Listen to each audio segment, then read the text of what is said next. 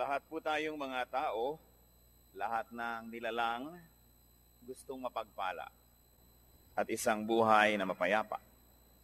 Napakalinaw po ng turo ng Panginoong Hesus kung paano napagpapala ang tao. Kaya lang, dahil sa panlilinlang ni Satanas at dahil na rin sa sarili nating mga katigasan ng puso, yung mga madali at malinaw na itinuro ng Panginoon ay parang natago, nakubli, at yung dapat ay alam ng lahat ay parang naging lihim lang ng iilan na nakakaalam nun. The obvious becomes unclear, and the way to blessedness almost becomes a secret. Sabi po sa pangalawang Korinto 4, 2 Corinthians 4:4, the God of this age has blinded the minds of unbelievers. Ang Diyos-Diyosa ng panahon na ito, si Satanas, ay nagbulag sa kaisipan, sa puso ng mga di nananampalataya. Acts 28, 26-27. Go to these people and say, you will be ever hearing, but never understanding. You will ever be seeing, but never perceiving. For this people's heart has become calloused. They hardly hear with their ears, and they have closed their eyes. Isa pong malungkot na description ng mga tao na naging bulag sa katotohanan ng Diyos, tumigas ang puso, nabingi ang mga tainga at di na nakakakita. Ang mga pinagpalang tao po ay pinagpala dahil sila'y nakakakita. Mahalaga na ang mata ay nakakakita at ang tainga ay nakaririnig. Blessed people are blessed because they see. What they see is almost a secret to the ungodly. At yan po ang tema ng ating pag-aaral ngayon, 3 secrets of blessed people. Ang 3 lihim ng mga taong lubos na napagpapala. Na dapat sana'y hindi lihim, subalit dahil sa kabulagan ng marami, nagmumukha tuloy na lihim. Luke 6:37-38. Ang nagsasalita po dito ay ang Panginoong Hesus. Do not judge, and you will not be judged. Do not condemn, and you will not be condemned. Forgive, and you will be forgiven. Give, and it will be given to you. A good measure, pressed down, shaken together, running over, will be poured into your lap. For with the measure you use, it will be measured to you. Narito po at mahuhukay sa ilang mga pangungusap na ito, ang pinag-uusapan nating 3 lihim ng mga taong tumatanggap ng pagpapala. Sabi ng Panginoon, huwag manghuhusga ng kapwa at nang di kayo husgahan. Magpatawad at nang kayo'y mapatawad din. Magbigay at nang kayo'y mabigyan din. At papaano po ipinakita at ipinaliwanag kung paano daw tayo bibigyan kung tayo mapagbigay. A good measure, pressed down, shaken together, and running over. Siksik, liglig, umaapaw. Ang ibubuhos daw sa kandungan nung bibigyan. Paano po kandungan? Nung araw po, lalo sa Israel, pag bumibili kayo ng trigo o bumibili kayo ng mga kung ano-anong mga grains, mga butil, may mga madadayang tendero, ang galing ng pulso, na pag nagsasalin sila nung mga butil na ito doon sa sukatan, kumbaga sa salop, ang galing nilang magpasama ng hangin, kaya tuloy maraming mga hangin sa pagitan ng mga trigo, konti lang pala yung laman, mukhang puno na. At mabilis nila yung isasalin sa yung sisidlan para huwag mo nang mabigyan ng oras na yung trigo na yun ay bumaba. Kasi pag tumagal, bababa yun eh. Malalaman mong may kulang pala sa sukatan. Yun daw ibibigay ng Panginoon, tama ang sukatan, tapos siniksik pa, inuga-uga, para lalo pang bumaba at madagdagan pa uli pag nagkaroon na naman ng espasyo, at umaapaw. At dahil po nung araw, ang tao, lalaki at babae, mahahaba ang mga damit.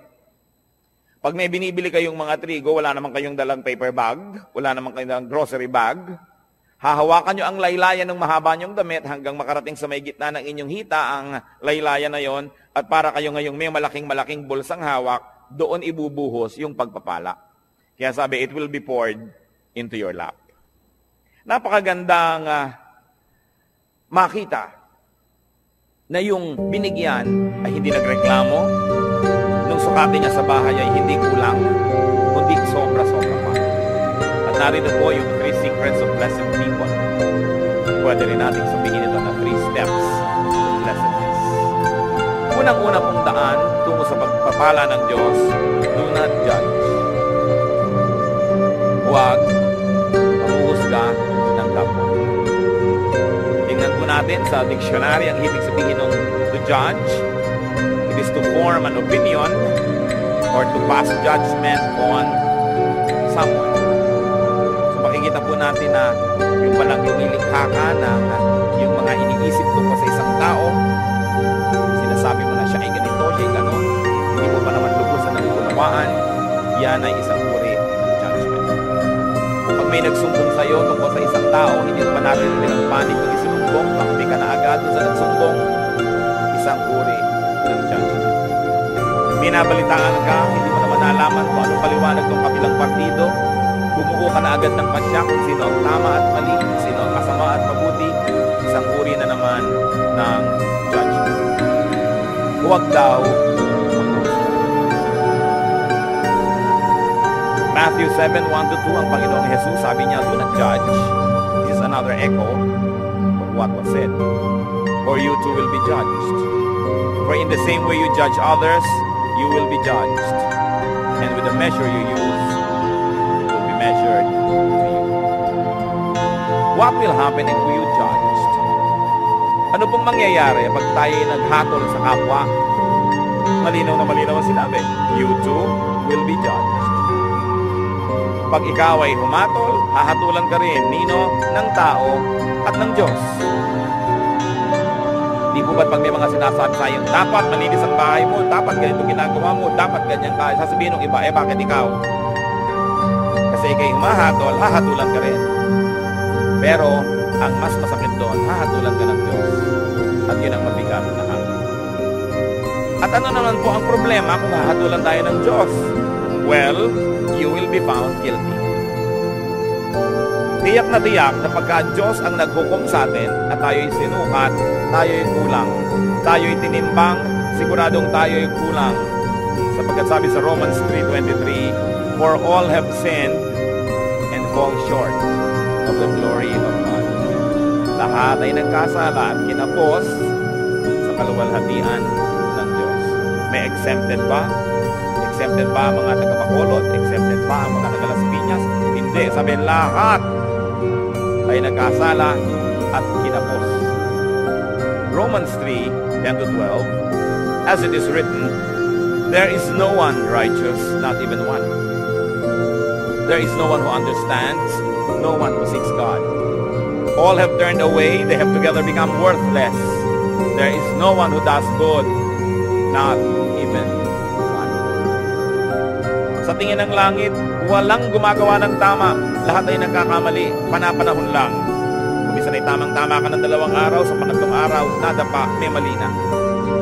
Yun mga iba, hindi na talaga tumabangon sa pagkakadapa, permanente nang nakadapa. Sobra nang nasanay sa pagkakasala. Wala daw nakauunawa. Pero sasabihin natin, hindi po ba may ginagawa kaming tama? Subalit sabi rin sa Bible, ang pinakamagaganda at pinakamalilinis nating gawa ay para lang basahan. Kung ito ay hahambing sa kalinisan ng Diyos, kulang at kulang pa rin. Eh walang maaaring magyabang. Sasabihin niya, ako'y tama. So pwede na ako ngayong manghusga ng iba. Ako'y maayos. So pwede ko na ngayong hatulan ng ibang hindi maayos. Sapagkat maaaring maayos kayo ngayon, eh hawak niyo ba ang bukas? Nakatitiyak ba tayo? Napakarami pong narinig ko nung araw, mga magulang, kung pintasan yung mga anak na dalaga ng kapitbahay, ng mga tagarong kabilang kalye. Pagkatapos, lumaon yung mga sarili nilang anak na dalaga, ang mga nakapariwara. Wala na sila ngayong masabi dahil nauna na ang paghatol nila doon sa iba. Eh sabi pa naman, kung anong panukot mo sa iba, ganun masusukatin. Sobra kang mahigpit sa iba, magiging mahigpit din sa iyo ang Diyos. Yan ang problema pag tayo po'y humahatol agad. Genesis 6:5, nilikha ng Diyos ang tao at matakot-takot ang kasalanan at mga kasamaan ng ginawa ng tao. The Lord saw how great man's wickedness on the earth had become, and that every inclination of the thoughts of his heart was only evil all the time. Nakita ng Panginoon kung gaano naging kasama ang puso ng tao na wala siyang hinahangad, iniisip, kundi ang gumawa ng kasalanan. What will happen if you did not judge others? Well, you will not be judged. Yun ang blessedness. You will not be judged by people. Kasi hindi ka mapagsasabi, bakit ikaw? Bakit ikaw? Kasi wala kang mabinibitawang mga salita na mahamak sa iba, tumahagol sa iba. So bakit kasi silipin? Pero ang mahalaga, God will not judge you. Hindi ko po alam kung naranasan nyo na mga kapatid, mga kaibigan, na talagang may ginawa kayong masama, talagang mali, tapos huling-huli kayo at wala na kayo talagang maikakatuwiran. At ang kailangan nyo na lang talaga, awa ng kapwa.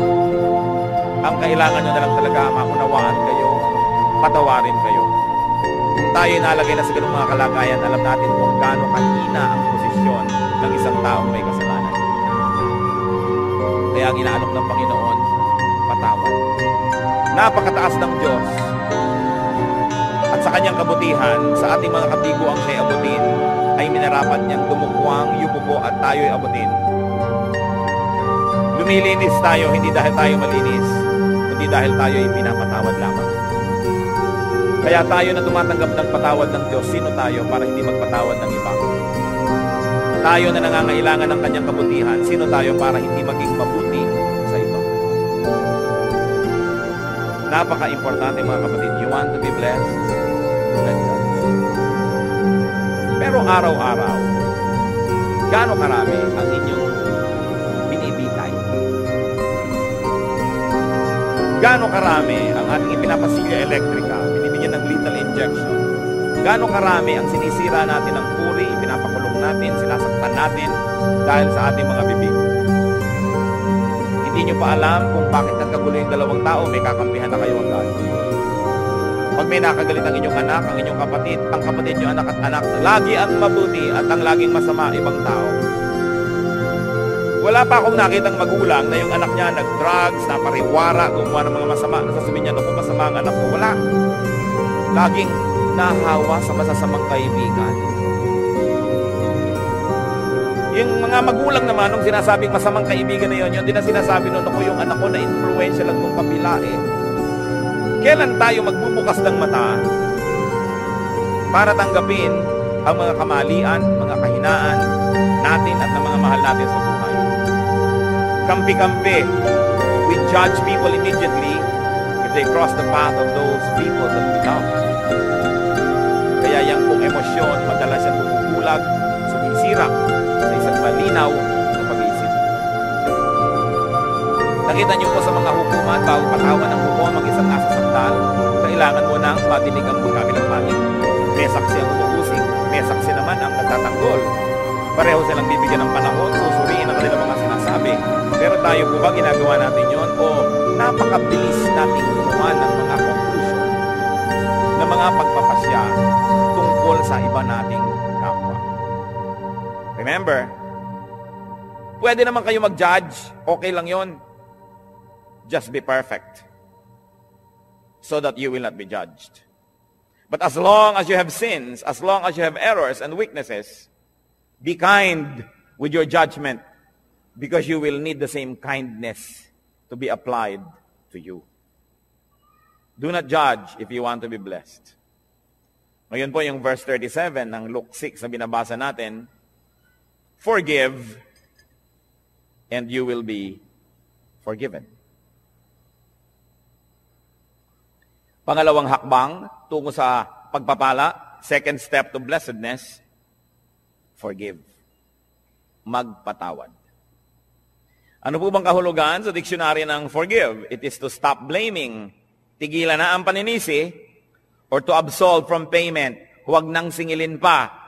At hindi pinag-uusapan dito ang pera o utang. Mabuting malinaw. Ang pinag-uusapan po dito yung mga utang sa loob na nasaktan kita, sige na, huwag nang singilin. Nagkamali ako sa'yo, sige na patawarin. Nagkulang ako sa'yo, sige na punan. Do not collect or take revenge. Balance the sheets. Kung meron pong metro, sige na, i-return na yung reading sa 0. Huwag nang matuos. Magpatawad.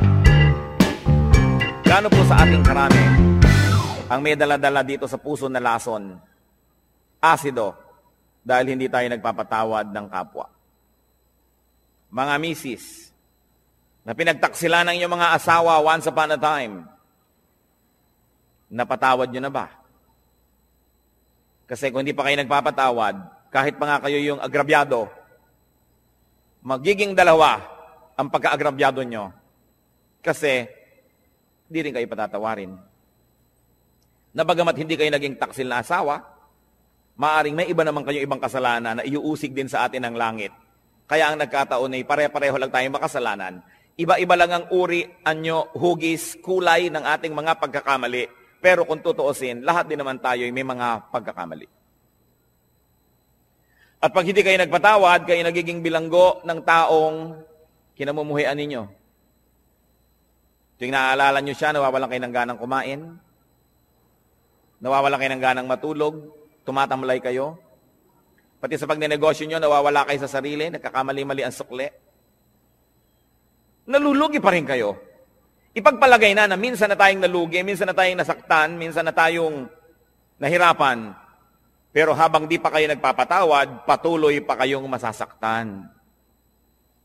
Kaya sa pagpapatawad, hindi lang yung taong nagkamali ang pinapalaya ninyo, kundi ang inyong mga sarili rin. Gaano karami ang dumating ngayon dito na may kinikimkim sa puso na sama ng loob, galit, nakatanim na mga hinanakit. Sayang ang pagpunta nyo rito kung lalabas pa kayo sa pinto ng bulwagang ito na dala-dala nyo pa rin yan pauwi. Alam nyo po ba na kayo'y kinatagpo ng Panginoon ngayon? Hindi ito isang aksidente sapagkat nais niya tayong lahat palayain mula sa spirito ng hindi pagpapatawad. Kung ang Panginoong Jesus na walang kasalanan, hinampas, sinaktan, ipinako, pinagbuhat ng mabigat na troso, inalipusta, dinuran sa muka, binunutan ng bigote, sinampal, pinagsabihan ng mga masasakit na salita, sa kabila ng kanyang pagbuhay sa mga patay, pagpapagaling sa mga may sakit, pagpapakain sa mahihirap, sa kabila nun ay siya'y nagawa ng masama, subalit siya'y nagpatawad. Sino naman tayo para hindi magpatawad? Meron din naman tayong nagawang mga masasama. What will happen if you forgave? You will be forgiven. Kuminsan po, nalulungkot ako makita ang marami nating kababayang napaka-mga relihiyoso. Nagpapapako sa krus, naghahampas sa sarili, hinihiwa ng blade ang mga likod, dumidi pa, lumuluhod sa munggot asin, naglalakad ng paluhod, pinahihirapan ng sarili upang mapatawad sa kanyang mga kasalanan. Hindi naman lihim ang daan tungo sa kapatawaran. Hindi sinasabi ng Panginoon na, para patawarin kita, pahirapan mo ang sarili mo, saktan mo ang sarili mo. Ano po ba ang Diyos natin? Sadistang Diyos? Na ikalulugod niya na makita na tayo nahihirapan, nagdurugo, nagpapawis ng dugo? Hindi siya ganon. Hindi hinihingi ng Diyos ang ating mga sakripisyo para niya tayo patawarin. Ang sinasabi lang ng Diyos, magpatawad ka sa kapwa mo at mapapatawad ka rin ng langit. Hindi natin kailangan gawin yung mga mahihirap na ginagawa ng marami. Kaya nakakalungkot po sapagkat ko ang Biblia, ang salita ng Diyos ay hindi nakabukas at hindi tinatanggap ng bukas na puso. Maraming ginagawa ang taong nasasayang. Pinipilit niya magpunyagi, maghirap. Subalit hindi naman pala yun ang hinihingi ng Diyos. Magpatawad ka lang sa kapwa. Kaya kung tutuusin, parang mapalad ka pa nga pagka marami nagkamali sa iyo Kasi marami ka ring mapapatawad. Therefore, you position yourself in the path of God's forgiveness. That's why everything that happens can be a blessing. If only you would open your eyes and see that our God is a God who dispenses blessing everywhere, every time, in every situation. What will happen if you did not forgive others? Ano naman ang mangyayari kung di kayo magpatawad? Matthew 6:14-15. Ito po ang sabi ng Panginoong Jesus. For if you forgive men their sin against you, your heavenly Father will also forgive you. But if you do not forgive men their sins, your Father will not forgive your sins. Yan po yung dasal nating Ama namin. Patawarin mo po kami sa aming mga utang, gaya rin naman ng pagpapatawad namin sa nagkakautang sa amin. Forgive us as we forgive those who trespass against us. Patawarin mo kami, gaya rin naman ng aming pagpapatawad. So ang sinasabi, Lord, kung kami po ay mahilig magbigay ng patawad, edi mahilig din kayong patawarin kami. Kung ayaw po namin magpatawad, huwag nyo rin kami patawarin. At kung binibigyan po namin ng limitasyon ng aming pagpapatawad, na sinasabi natin, pangatlong beses mo nang ginawa yan, sa susunod, di na kita patatawarin, Lord, ganun din pong gawin niyo sa akin. Pag 3 beses na ako nagkaroon ng isang kasalanan paulit-ulit, sa ika-4, huwag niyo na po akong patawarin. Nauunawa po ba natin ito? Na kung tayo hindi nagpapatawad, tayo rin ang nalulugi. Forgiveness is a bridge. Don't burn the bridge over which you too must pass. Kumisan sa kahigpitan natin, ayaw nating may makatawid, sinunog natin ang tulay, pero yun pala, kailangan din nating tumawid, pati tayo na damay, hindi rin nakatulay. Kailangan ang pagpapatawad. Sasabihin ng iba, Pastor, napakahirap naman po yata yung magpatawad. Agree ako sa inyo. Yes, mahirap. Pero di po ba mas mahirap hindi magpatawad? Naaalala mo pa, sumasakit pa yung dibdib. Lumulungkot ka. Tumataas ang iyong blood pressure. Pagka naaalala mo ang mga gumawa sa'yo ng mali. Mahirap magpatawad, pero mahirap ding hindi magpatawad. Hirap din lang at hirap ang gawin nyo na yung sa panig ng Panginoon, yung inuutos niya magpatawad. At yan po ang dalangin ko ngayon. Kung tayo merong daladala sa puso, dapat patawarin. Siguro parang pelikula na pumapasok sa screen ng inyong utak ang mga mukha ng mga taong ito. Patawarin nyo na. Alang-alang kay Kristo. At kundi man lang alang-alang sa Kanya, mga kapatid, alang-alang sa inyong sarili.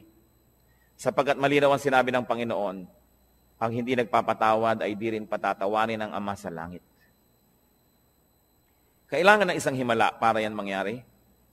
Kailangan ng hipo ng Espiritong Banal para tayo magkaroon ng pagpapatawad. At yan po ang hihingi natin sa Diyos ngayon. Isang makapangyarihan na hipo niya. Magkaroon ng himala sa ating puso. Magkaroon tayo ng kakayahang magpatawad, bagamat hindi sana yun ang gusto natin. Kuminsan ay ang gusto natin maghiganti. Subalit hindi yan ang paraan ng Diyos. At ang gumaganti, nagagantihan uli, magagantihan, hindi na matapos ang gantihan. So if you do not forgive, you will not be forgiven by people and by God. You will remain guilty. Therefore, you will be judged. And in the end, you will be condemned. Pangalawa pong hakbang, forgive. Pangatlong hakbang, tungo sa pagpapala, give. Napakalinaw po ng sinabi, give and it will be given to you. Magbigay ka at susuklian ka. Bibigyan ka rin. At ano po, higit sa ibinigay mo, ang ibibigay sa iyo. Kasi, sukat na tama, sisiksikin, liligligin, aalugin, at umaapaw pa ang ibibigay sa atin. Wala tayong kalugihan. So give to people. Give people your 3 T's. 3 letrang T.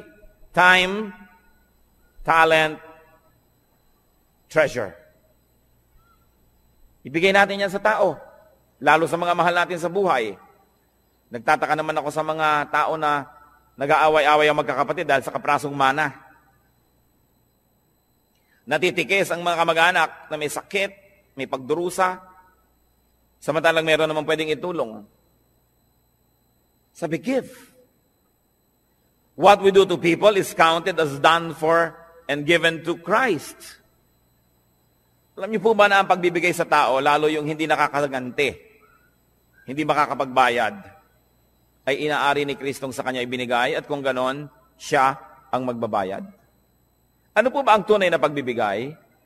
Yung ang binibigyan mo ay walang kakayahang gumante ng mabuti rin. Kasi kung may kakayahan, binigyan mo lang, baka investment lang yan, puhunan, namumuhunan ka lang. Nagbibigay ka ng maganda dahil may kapangyarihan siyang magsukli sa'yo sa panahon na kailangan mo siguro ang tulong niya. Hindi nyo ba napapansin, pagka mayaman ang may birthday, mahal ang mga regalo? Tapos pagkapwa natin, mahirap ang may birthday, kung ano-ano lang ng mga binalot na kalendaryo. Mga tuwalyang may mga sulat na inchik na good morning, na isang laba mo lang, gapak-gapak na. Kasi mahirap ka eh. Baka hindi ka makapagbigay ng mamahalin sa birthday niya, so ba't kanya bibigyan ng mahal? So hindi nagbibigay, namumuhunan. Pero kung tayo po ay mga maralita, may nagregalo sa atin ng napakahalagang bagay, alam nilang hindi natin kayang suklian yon, yun ang tunay na nagbigay. So pati po ang ating mga pagbibigay susuriin natin, tayo ba'y nagpapadama lamang, namumuhunan lamang, o nagbibigay talaga? Sa palagay niyo po ba ay maipagkakaila natin sa Diyos ang tunay na laman ng ating puso? Ang Diyos ang sumusukat, maging na mga iniisip natin na lingid sa ating kapwa-tao. At sabi nga sa Bible po, sa oras ng paghuhukom, sasabihin ng Panginoon, hali kayo mga hinirang, mga pinagpala, nagugutom ako, pinakain ninyo ako, nagiginawa ko, binigyan nyo ako ng balabal. May sakit ako, dinalaw nyo ako. Nakulong ako, nasa piitan, helpless, powerless. Pinuntahan ninyo ako. Han, dito ang inyong gantimpala. At sabi ng mga tao, kailan naman po namin nakita na ganun kayo? Diyos naman kayo. Sabi ni Lord, Aba, lahat ng taong tinulungan ninyo, inaari ko na sa akin nyo yun ginawa. May tanong ako sa inyo. May gumawa ng mabuti sa anak nyo. Di ba tinatanaw nyo? Di ba mas natutuwa pa nga tayo na sa birthday ng anak natin may nagregalo kaysa sa sarili nating birthday? Di ba't kung may mga regaluhan sa Pasko, tinitingnan nyo yung anak nyo kung may nag-aabot man lang kahit isa at nasasaktan ng puso nyo na walang nagbibigay sa kanya? Lahat ng tao, likha ng Diyos. Mahal niya ang lahat ng tao. Pag nagbigay ka sa isa niyang minamahal na tao, lalo yung kapuspalad, yung walang pumapansin, hindi kaya niya alam? Hindi kaya niya tinatandaan? At sasabihin niya, balang araw, susuklian ko ang kabutihan mo. Kahit ngayon pa lang, susuklian ko na, sapagkat mabuti ka dito sa aking mga nilalang. Di ba't pag may sumasakit sa kalooban ng ating mga anak ay tayo unang-unang nasasaktan? So kung may sinasaktan kang tao, sa palagay mo ba hindi mo sinusugatan ang puso ng Diyos? Kung meron kang taong hinuhusgahan, pinag-uusapan, chinichismis, inaagawan ng asawa, inaagawan ng pera, nilalamangan, hindi kaya natin pinalulungkot ang puso ng Diyos. Kaya ang sabi niya sa Matthew 25:45, I tell you the truth, whatever you did not do for one of the least of these, you did not do for me.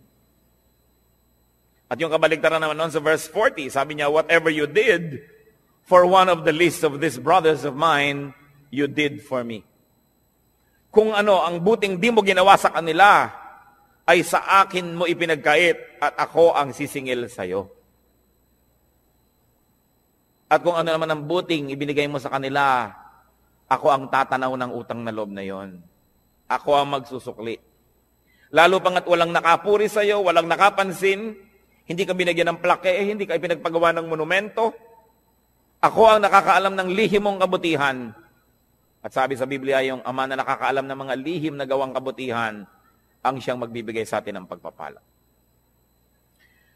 Whatever we give to people, we give to God. And if you give to people, therefore you give to God. Why will you not be blessed? Sasabihin iba, kailangan wise? Bakit ko bibigyan yan? Di ako nawalan. Yung iniipon ko ang nabawas. Gaano kahirap ba sa Diyos na ibalik ang gusto niyang ibalik? Kung gusto ba kayong pagpalain ng Diyos, may makakapigil sa Kanya. At kung ayaw kayong pagpalain ng Diyos, meron bang makakapilit sa Kanya? Kaya mahalaga po, yung kasiyahan ng Diyos ang ating inuuna. So we give to people, any people, the least of people. But we also give to Christ's workers. Whatever is given to Christ, disciples, whatever is given to Christ, workers and servants, is counted as given to Christ. Mark 9:41, sabi ng Lord, I tell you the truth. Anyone who gives you a cup of water in my name, because you belong to Christ, will certainly not lose his reward. Kausap niya po ang kanyang mga disipulo. Sabi niya, maski isang basong tubig lang ang ibigay sa inyo dahil lingkod ko kayo, hindi malilimutan ng langit yon at mayroon siyang gantimpala. Gusto nating matuwa ang Diyos, maging mapagbigay tayo sa kanyang mga lingkod. Hindi lang sa mga pastor. Kumisan nga yung mga pastor, marami nang natatanggap yan ng mga regalo. Pero yun bang mga singer, Bible study leader, Sunday school teacher, yung janitor, kasama rin yun sa gawain, yung electrician, yung mga usherette, yung taga-piano, lahat yan ay mga lingkod ng Diyos. Hindi lang ang pastor. Naroon ba naman na darating kayo sa church ay aabutan nyo man lamang ng kalahating kilong longganisa galing sa lokban? Itong pianista. Sa palagay nyo ba, hindi aariin ng Diyos yun, nasa kanya ibinigay? Lingkod niya yon. Mag-isip-isip tayo mga kapatid, sapagkat maiksi ang buhay. Kakaunti ang mga araw at bilang. Kailangan bawat araw, meron tayong nabibigyan, may nagagawa ng mabuti. Sapagkat ang lahat ng yan ay tinutuos ng langit. Pero mas mabuti sana na hindi natin ginagawa yun dahil tinutuos, kundi dahil talaga ang puso natin ay naging makadiyos na at ang likas sa Diyos ay mapagbigay. Ganon din naman ang ibinibigay natin sa church, sa gawain ng church, inaari rin yun na ibinibigay kay Kristo. What is given to the church is counted as given to Christ because the church is His body. Sabi po ng Ephesians 5:23, Christ is the head of the church.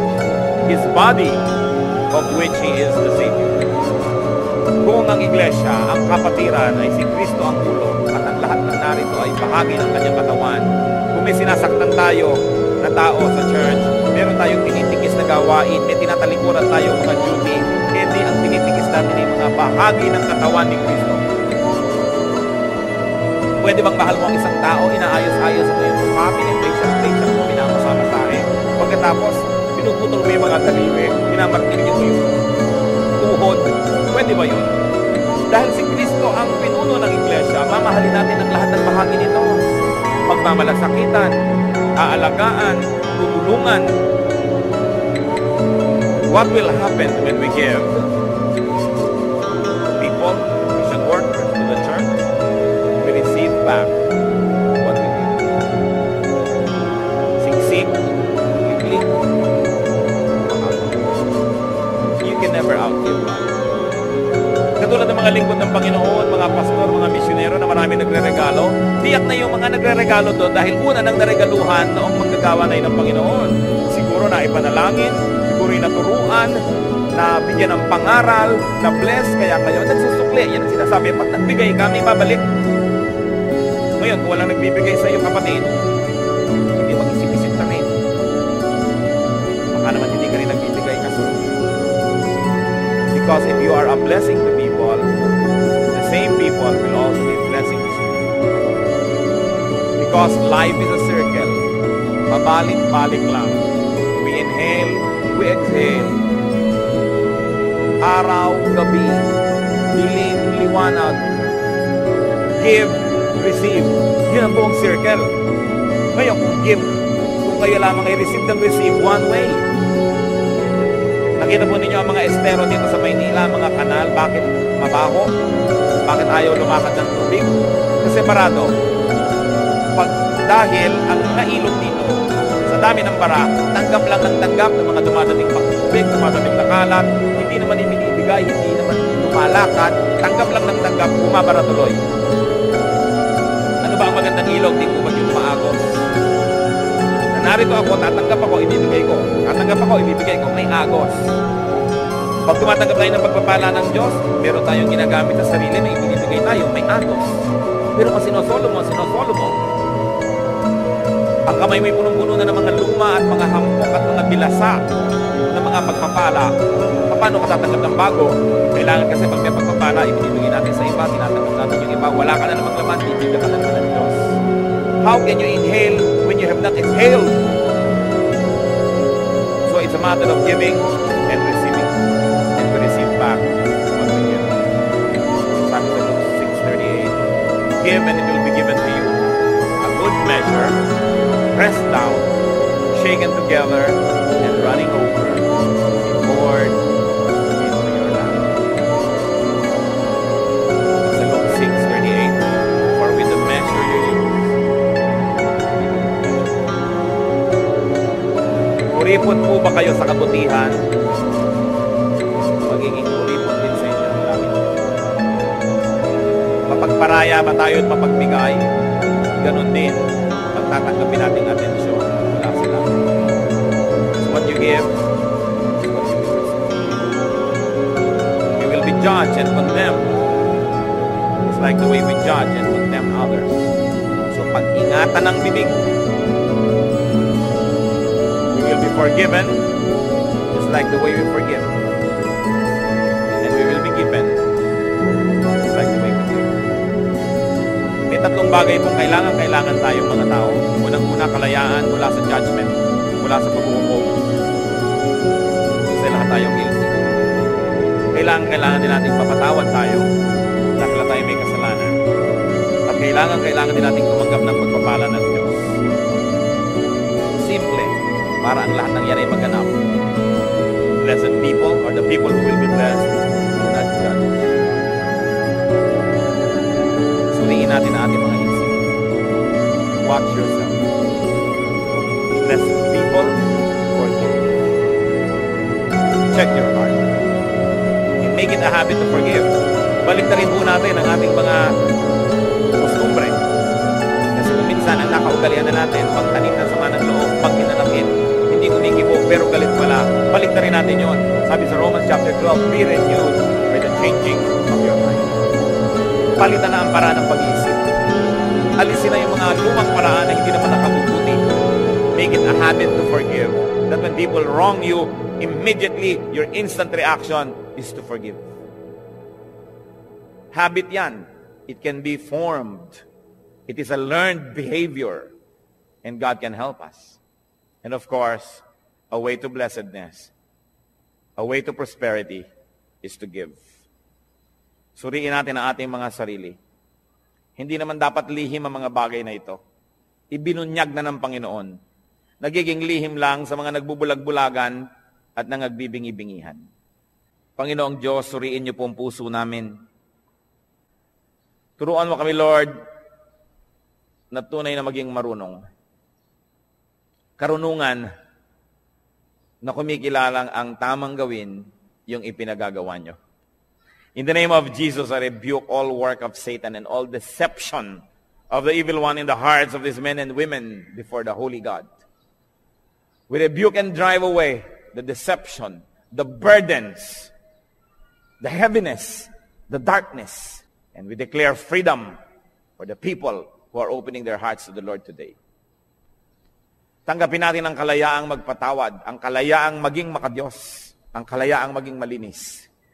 At nawa ang pagpapala ng Panginoon, lalo pang sumagana sa buhay ninyo. Sa ilang saglit mga kapatid, patuloy tayong yumuko sa katahimikan, makipagniig tayo sa Diyos. Dinggin natin ang tinig ng Espiritu na nakikipag-usap sa atin ngayon. Makipagniig sa Espiritu ng Diyos.